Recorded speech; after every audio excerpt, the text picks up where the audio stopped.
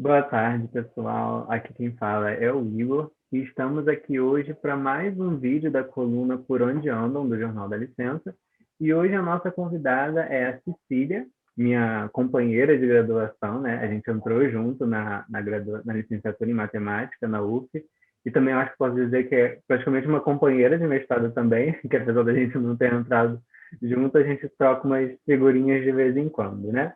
Verdade. Pois é. Para dar início à nossa conversa, eu queria saber o primeiro, agradecer, né, na verdade, por você ter aceitado o convite, e pedir para você se apresentar um pouquinho, falando sobre a sua formação, o que você tem feito nos dias de hoje. Bem, primeiro eu quero agradecer muito o convite. Fico sempre muito feliz quando eu sou chamada para falar um pouco da minha experiência, principalmente quando envolve a UF, né, acaba sendo uma segunda casa, né, durante a nossa graduação. Então, como o Igor já disse, eu sou Cecília Alcântara. Eu me formei em licenciatura em matemática pela UF em 2018. 2018. Atualmente eu sou mestranda do programa de pós-graduação em ensino de matemática da UFRJ, né, que está vinculada ao Instituto de Matemática, como o Igor já disse, somos companheiros de mestrado, e sou professora da rede municipal de Maricá. Né, eu estou atuando no ensino fundamental 2 e mais especificamente nos 6º e 7º anos, né, que eu acho que tem sido meus anos escolares. Isso. E, Cecília, para a gente começar aqui a bater o nosso papo, eu queria que você falasse um pouquinho sobre a sua trajetória na graduação, os projetos que você participou, de monitoria, alguns eu já conheço, mas aí para o pessoal saber também, e como que esses projetos, essa sua trajetória, refletiu para os dias de hoje, né? Para a pós-graduação, para o seu trabalho. É muito engraçado quando eu penso nos projetos que eu já fiz, porque eu nunca acredito que eu consegui fazer tanta coisa em pouco tempo, né? E eu acho que eles ajudaram muito, assim, na minha formação como pessoa, como pesquisadora, né, nessa iniciação da vida acadêmica. E eu sou muito feliz de ter feito cada um deles. Então, eu falei que fiz muito, né? Eu já fiz um estudo orientado, que não era exatamente um projeto muito grande, mas era algo externo à grade obrigatória da graduação. Fiz iniciação científica com bolsa da FAPERJ durante um ano. Fiz iniciação científica sem bolsa e fui monitora de análise durante um ano também. Então, acho que eu fico muito feliz com todos esses projetos. Eu costumo dizer, igual o Bruno já falou, né, em um dos vídeos anteriores, que eu sou meio frustrada por não ter feito parte do PIBIT, que era uma coisa que eu queria muito. Mas eu fico também muito feliz de ter feito tudo isso, porque me ajudou muito a me formar, né, como uma pesquisadora e também me formar durante a graduação. E outra coisa que eu acho muito curiosa também é que a maioria dos projetos que eu fiz são ligados à matemática pura, né? E eu já queria desde o início ser professora, né? Queria seguir na carreira de licenciatura. Então, eu falo que esses projetos todos me ajudaram a ter certeza do que eu realmente não quero. E o que também é muito importante, né? Porque aí cria raízes mais fortes na parte da docência, da licenciatura. E aí, como esses projetos me ajudaram no dia de hoje? Primeiro, eu acho que a relação direta é o fato de eu ter sido monitora de análise e hoje, no mestrado, eu estar pesquisando sobre ensino de análise. Foi um projeto muito interessante de eu fazer, porque, no caso da monitoria, né? Porque, além de estar ali com os alunos tirando dúvida, que é uma coisa que eu amo desde sempre, esse projeto estava vinculado a um projeto de ensino de análise voltado às metodologias ativas de aprendizagem. Então, foi uma experiência muito interessante para mim. Eu comecei a conhecer as metodologias ativas, que, inclusive, era parte do meu primeiro projeto do mestrado, mas aí, com a pandemia, todo mundo teve que alterar seus projetos e comigo não foi diferente. Mas eu continuo seguindo na pesquisa do ensino de análise, que é uma coisa que me chama muita atenção e já ganhou meu coração desde da graduação, né? Essa questão dos muitos projetos, né? Quando eu estava na graduação, eu fui bolsista tanto do laboratório, né, do LABEM, com a Flávia, e também do da licença. Só que já foi outro lado, né? Eu já fui mais para os projetos voltados para a licenciatura. E quando eu participei também dessa primeira edição, acho que uma das coisas que eu falei foi justamente a questão do PIBID. Eu falei, gente, eu queria tanto ter participado do PIBID, só que isso não dá também. Não tem como a gente abraçar tudo. A gente não, é humanamente impossível a gente participar de tantos projetos É. simultaneamente, né? Na verdade, acho que nem é possível. E a questão da repercussão, né? Eu acho que a monitoria de análise com a metodologia ativa repercutiu, pelo menos a parte inicial, totalmente na sua pesquisa da pós-graduação, Sim. né? É Então, porque eu ia foi... voltar justamente para aquela sala de aula que eu tinha sido monitora, né? Para aquelas professoras, inclusive saudades, Ana Michele, Cibele, e Simone também, que foi minha orientadora de monografia. Mas eu ia voltar para aquela sala de aula de análise e estudar com olhar de pesquisadora, né, sobre as metodologias ativas. Então, estava super empolgada, era uma coisa que eu ouvia muito. Tive que trocar também, estou super feliz com o meu projeto novo, que também está ligado ao ensino de análise, mas essa relação foi direta. Pois é, essa questão aí da pandemia fez a gente ter que rebolar um pouquinho para poder conseguir se adaptar, né? Aproveitar que a gente falou disso, e aí eu já vou enganchar logo para saber, de fato, como que repercutiu, se teve alguma outra repercussão essa questão da pandemia, para além da pós-graduação, se afetou também o seu trabalho, e como que... Porque a gente vê, né, as pessoas falarem que afetou, e muitas pessoas comentam sobre o fato de como vai mudar a vida pós-pandemia, né? Que vai ter uma mudança até no tipo de aluno que a gente vai receber, não só na questão do ter novas escolas agora com a questão do híbrido, também adotando o ensino à distância, por conta do ensino remoto, mas no próprio presencial vai mudar algumas coisas quando a gente retornar por conta disso. Aí eu queria saber um pouquinho sobre isso, como que mudou, né? Pelo menos a questão da pós-graduação você já falou um pouco, mas também tem a questão do trabalho. E como que você vê essa repercussão afetando a sua prática no futuro, né? Quando a gente retomar, se tudo der certo breve, as aulas presenciais. Assim, como na pós-graduação teve essa mudança bem grande, né, em relação ao meu tema de pesquisa, e em relação também às aulas, né, eu acho que a autonomia é uma palavra que fica muito em voga quando a gente pensa em ensino remoto, ensino à distância, etc. Então, ter que organizar o tempo é uma coisa bem necessária. Em relação à minha prática, eu escuto e vejo, né, muitos amigos, muitos colegas de trabalho que tiveram essa mudança radical, assim, do ensino presencial, que todo mundo teve, para o ensino remoto. E aí entrando aula, né, em reunião online, aula ao vivo, ou então fazer videoaula, gravar áudio, vídeo para o YouTube, para um monte de coisas. Mas eu acho não, tenho certeza que a minha experiência foi muito diferente de tudo isso. Então, eu dou aula numa escola em que a comunidade ao entorno é muito carente. Então, ano passado, a prefeitura disponibilizou, sim, uma plataforma digital de educação para os alunos da rede toda, mas os nossos alunos tiveram muita dificuldade de acesso.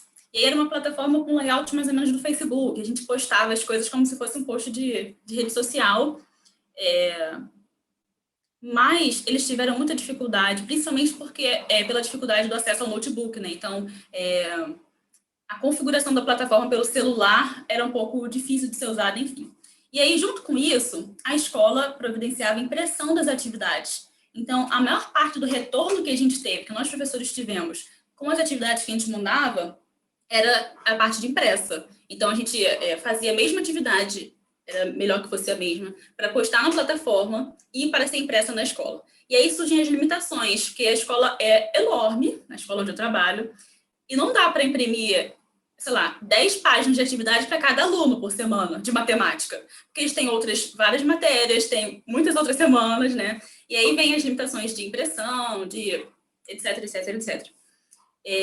E com isso eu vi esse processo de ensino-aprendizagem muito dificultado, né?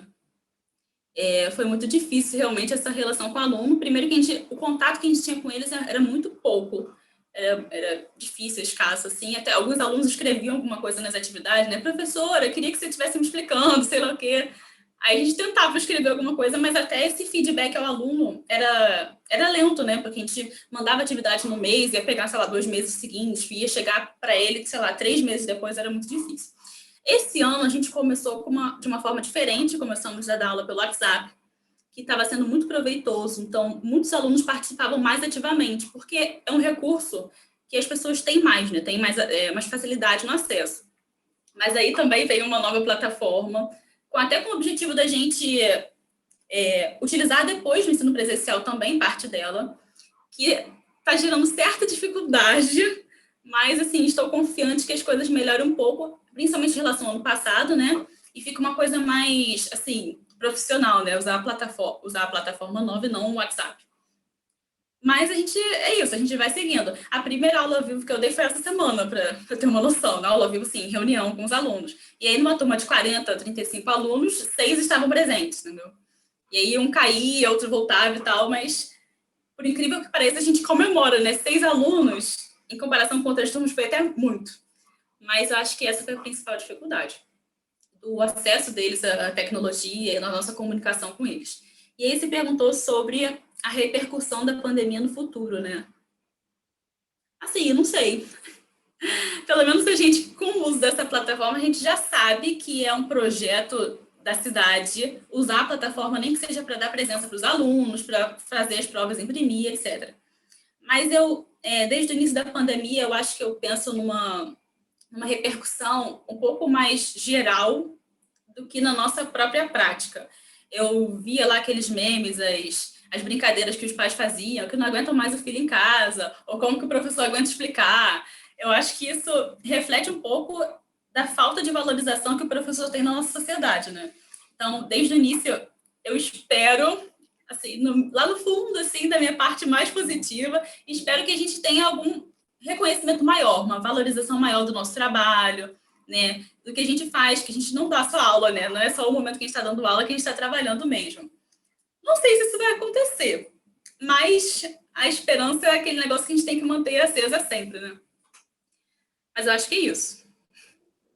Essa questão da valorização, eu fico pensando até, pelo menos inicialmente, partindo dos pais, né? Porque o reconhecimento do trabalho que está tendo, até porque havia alguns, né, sem generalizar, mas a gente ouvia alguns discursos, né? Dizendo sobre, não sei o que, meu filho está na escola, não deu trabalho, e agora que ele está... Tanto que tinha a questão do homeschooling, né? Que era ficar em casa. Eu acho que isso não sei nem se vai ser considerado mais depois de Pois é. depois de tudo que aconteceu esse ano. A outra questão do quantitativo de alunos é meio bizarro, assim, né? Porque no CEDERJ eu tinha 250 alunos, né? Que eram 5 turmas, cada uma com 50. É um negócio Nossa. meio absurdo. Que nem chegou a começar presencialmente, e a gente já ficava confabulando, né? Se a gente imagina 50 alunos numa sala, porque a pandemia começou justamente foi na quinta ou na sexta que houve a suspensão das atividades, e começaria no sábado, que as aulas são aos sábados. E aí a gente já estava pensando, né, gente, não é possível, como é que vai colocar 50 alunos numa sala com essa questão da pandemia? E aí decidiram cancelar, e eu nunca vi meus alunos presencialmente, né? Eu só os encontrei virtualmente. E essa questão da aula remota, né, porque a gente também fez grupos de WhatsApp e, apesar da informalidade e da não oficialidade do WhatsApp, de fato, para mim foi um ambiente em que eu mais conseguia troca com os alunos, né? Tem umas questões, assim, de horário, algumas dispersões no grupo que não tem nada a ver Sim. com aquela atividade, mas ainda assim foi de fato o espaço em que tive mais troca. E nas aulas remotas era 5, 6, 7, assim. E isso porque eu estou falando das cinco turmas juntas, né? Dos 250 alunos. Mas assim, muitos alunos também, como lá é voltado para vestibular, com tudo o que aconteceu, né? A de Enem, não sei o quê, as alunos iam desistindo, não está tendo aula direito. Isso acabou desestimulando bastante. Mas é Imagino. isso, né? A gente tem que tentar. Não tem como, assim, é difícil fazer algo positivo diante do cenário que a gente está, mas tentar pelo menos ver, ajustar a nossa prática, ver como que isso funcionaria, ver o que está funcionando melhor para poder conseguir levar depois mais para frente e tentar conciliar as coisas, né? Mas Sim. E beleza. assim, Pode desculpa. falar, só vontade. É claro que a gente se esforça muito para levar o melhor para o aluno, para ver, né, as melhores formas. No meu caso, a gente tem... Enfim, são poucos recursos que a gente tem para poder mandar as atividades, né? Não vou entrar nesse mérito. Mas, ao mesmo tempo, eu acredito que a aprendizagem assim, dos conteúdos mesmo não é nem a coisa mais importante que pode acontecer agora, sabe? Nesse cenário tão doido, diferente, atípico que é uma pandemia, sabe? A gente não viveu na nossa geração.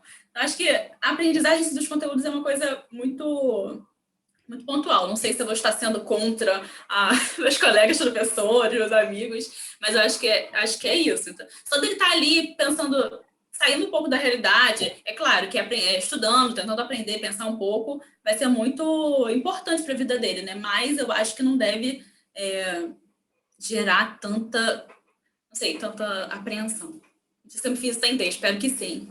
Não, meio que o conteúdo é importante, claro, só que não é o foco principal agora no contexto que a gente Sim. está, né?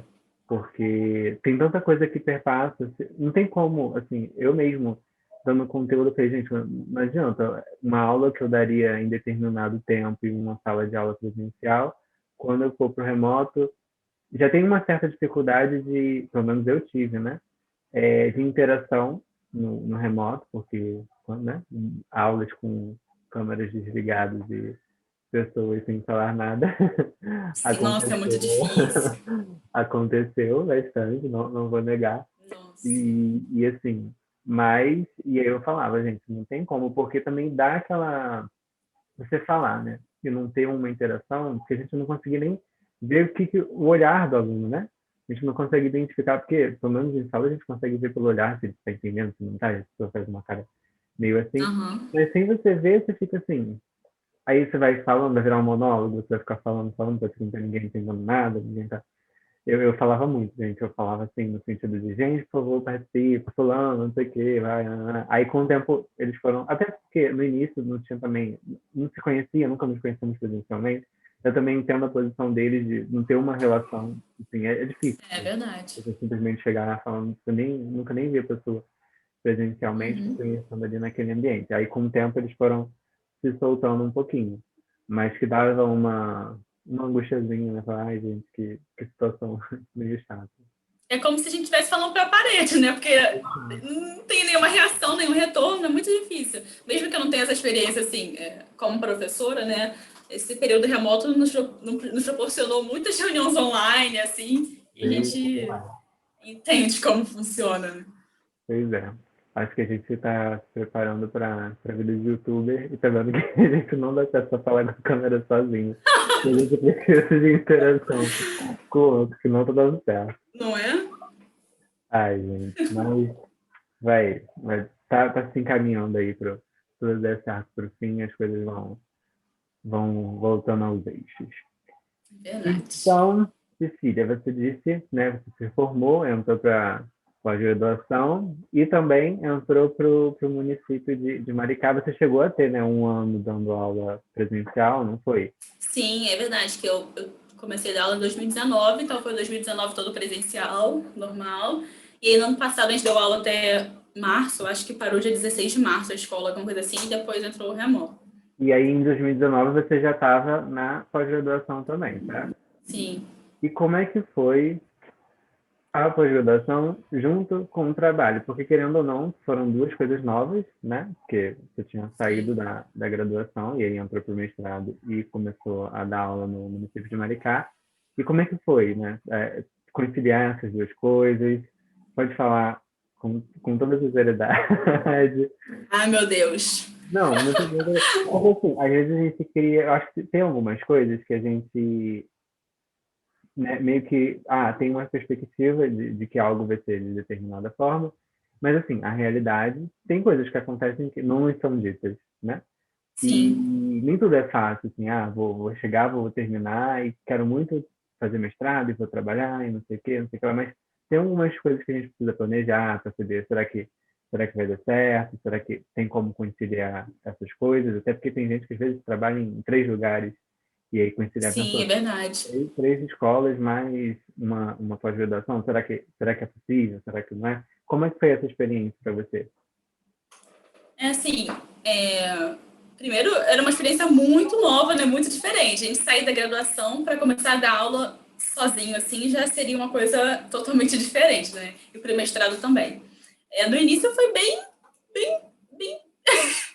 Eu sei nem a palavra, tá vendo? Assim, bem intenso, né? Intenso, né? Que são coisas muito diferentes, então demanda muita energia sua para pensar o que vai acontecer, né? Então, era preparar as aulas, e aí é uma responsabilidade muito grande da aula, né? Você está lidando ali com os filhos de outras pessoas, com crianças, com aprendizado e com escola e com milhares de coisas que estão envolvidas nisso. Teve a questão também logística, né? De sair da escola, ver o dia que não tem aula no mestrado, você vai ter que ir de um lugar para o outro. Graças a Deus eu consegui uma escola que tivesse um horário perfeito para mim, que eu saía da escola no horário de chegar exatamente no mestrado, tipo, engolir um almoço e ter aula, assim. Mas no início é bem intenso. Não vou dizer que eu já aprendi a lidar com essas duas coisas juntas, né? Porque até agora eu acho que continua sendo um desafio da gente ir conciliando as coisas.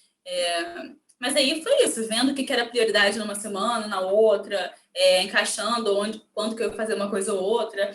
E eu acho que quando a gente, assim, eu entendo que meu lugar de privilégio é que eu só trabalho em uma escola, tenho poucas turmas, então eu tenho mais tempo para me dedicar ao mestrado e até à própria escola do que outras pessoas que precisam trabalhar em 3 escolas, né, tem aula, dar uma aula particular, etc. Mas no meu caso, como eu queria muito que as duas coisas dessem certo, eu fui conciliando, entendeu? Então eu fui fazendo as duas coisas. Uma semana ou outra eu tive que fazer aula, tipo, muito em cima da hora, na véspera, assim, correndo, buscar um material diferente para ver se os alunos entendiam. E, enfim, doideira total, estudar para o mestrado. Mas eu acho também que em qualquer área que a gente escolha, isso vai acontecer, né? A gente tem sempre que conciliar as coisas, né? E não é só vida acadêmica, vida profissional, né? Tem outras coisas, tem a nossa própria vida pessoal, nossa saúde mental e a física, tem milhares de coisas para conciliar sempre. Mas, assim, eu gosto de ter muitas coisas para fazer, sabe? Eu gosto de ser uma pessoa com muita coisa. Acho que em férias, quando as minhas férias são muito longas, assim, na graduação eram mais longas do que na escola, né? No final já começava a ficar com agonia de caçar mais coisa para fazer, inventar mais coisa, mas é difícil mesmo, né? A gente não pode romantizar muito, porque é difícil mesmo conciliar essas coisas. Eu sempre falo que a gente vê pessoas com diferentes experiências, né? Tem a pessoa que vai estar trabalhando, vai estar fazendo a pós-graduação e vai levar isso super bem. Sim, Mas aí eu acho que talvez um pouquinho de exagero vai levar bem, vai conseguir conciliar tudo bonitinho, sem surtos, né? Digamos assim. nem falo. Mas cada surto, cada... Mas já podem ter outros que, mesmo às vezes só estudando ou só trabalhando mesmo, tem toda uma questão, né? É verdade. Acho que cada um se conhece, e eu acho que é o segredo, né? Você se conhecer e conseguir identificar qual é o seu Com limite, certeza. porque também não adianta você. E eu penso assim, né? Você acabar se sobrecarregando e acabar com a sua vida, como você disse, né, com a psicológica, com a saúde mental, ou então você tentar abraçar muita coisa e acabar não conseguindo ir tão bem assim, perdendo Sim, certas oportunidades. Que, inclusive, foi algo que eu achei que no início da graduação eu tinha essa sensação de que, ai gente, será que eu estou aproveitando a graduação de fato? Porque às vezes eu tenho a sensação, não sei. Porque tanto eu quanto você, a gente fez a graduação no tempo, né? Que determina para a gente fazer. E aí eu fico pensando, gente, será que eu sei que o certo, em muitas aspas, seria fazer nesse tempo mesmo. Mas, gente, será que eu deveria ter, sei lá, aproveitado mais, ter feito mais devagar e conseguido participar de mais coisas ali na graduação? Aí eu sempre fico com esse pensamento, eu falo, não, gente, passou, tudo é experiência, vamos que vamos. Mas é isso, porque você às vezes pode querer abraçar muita coisa, fazer muita coisa, então acelerar algo, e tem algumas coisinhas ali que você poderia ter aproveitado e deixou passar para querer. A vida é uma, como o pessoal fala, né? A vida é uma só, então a gente também tem que ter um certo há quem olhar discorda. crítico. É verdade, é verdade. Mas nessa não, né? Sim, eu Dessa vez, entendi. você vai ter essa passagem para fazer as coisas. Sim, mas assim, Então, pode falar. desculpa.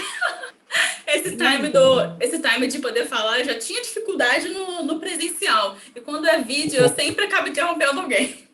É, Sem deixar. mas eu acho, por exemplo, eu me acho muito perfeccionista. Então, mesmo que eu tenha despendido, acho que essa assim que fala. Vejo que eu tenho gasto muita energia, me dedicado muito aos projetos, e sempre vou achar que eu poderia ter investido mais o meu tempo, investido mais a minha energia, poderia ter me dedicado mais. Então, não sei até que ponto também é bom a gente ficar se cobrando assim, nossa, será que eu fui bem mesmo? O quê? É bom pra gente melhorar, pra gente ver, nossa, realmente eu tinha um tempo lá que eu ficava 3 horas de manhã, de tarde, de noite nas redes sociais, eu podia ter largado um pouquinho e feito alguma coisa a mais, mas tem um limite também. Eu não consigo também ficar. Eu falei que gosto de muitas coisas, mas eu não consigo ficar 100% do tempo focada numa coisa só. Então, preciso de coisas para, né, esvaziar a mente, treinar habilidades novas, porque eu não consigo. Então, acho que é questão, como você falou mesmo, de autoconhecimento, ver seus limites, ver o que, que você consegue fazer, o que, que você está afim de fazer, né? Isso é legal porque antes eu particularmente me cobrava bastante.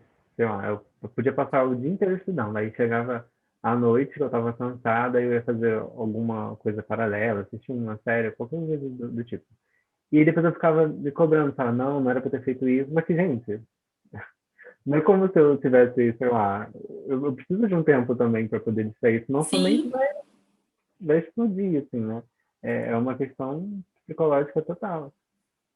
eu acho que eu só estou aprendendo isso agora no mestrado. Eu acho que é aprendizado para a vida, né? A gente saber os nossos limites, eu acho que é um aprendizado constante. Pois é. Eu acho que era mais isso mesmo que tinha para falar. Você quer falar mais alguma coisa? Acrescentar? Falar algo? Eu queria agradecer de novo pelo convite, pela oportunidade de falar aqui. Queria falar também, a gente falou sobre muito aproveitar o tempo, assim, eu acho que voltando para a graduação, é muito importante, sim, aproveitar as oportunidades, né? Principalmente das coisas que não fazem parte da grade obrigatória da graduação, né? Porque acabam acrescentando muita coisa a gente. Né? Os projetos externos que eu fiz, alguns deles falavam sobre conteúdos que eu não ia ver se eu não tivesse feito, né? Que não faziam parte da grade curricular obrigatória. Então, acho que é muito importante para nossa formação pessoal, profissional, acadêmica. Acho que são oportunidades muito boas que a gente tem que agarrar, sempre sabendo o nosso limite, né? Concordo super. Acho que, na verdade, o paralelo à graduação, ao currículo, né, acaba te abrindo horizontes, assim, para você conhecer novas coisas e saber que aquelas coisas existem, né? Porque se você Sim, ali você, às vezes, tanta coisa que tá aí e a gente não sabe, e aí a gente acaba podendo, às vezes você olha aquilo e fala, nossa, é isso, eu quero muito isso, quero estudar isso, e você só conhece aquilo quando você foge um pouquinho, né? Sai um pouco daquele currículo, daquela grade curricular que tem ali. Também acho isso verdade. super importante. Inclusive, dá licença, né? Cá estou eu aqui hoje, pós-formado, no projeto do Dá Licença. Então é isso, Cecília. Queria agradecer de novo por você ter aceitado o convite e também obrigado para você que assistiu o vídeo até agora. É Espero que, verdade. né? Espero que a Cecília e todos aqueles que já passaram por aqui, né? Eles possam servir de inspiração e dar força, né? Para a gente continuar rumo à conquista daquilo que a gente almeja para a nossa vida, né? Principalmente agora nesse período que a gente está vivendo. Então, acho que é isso. Abraços virtuais para todos. Tchau, gente.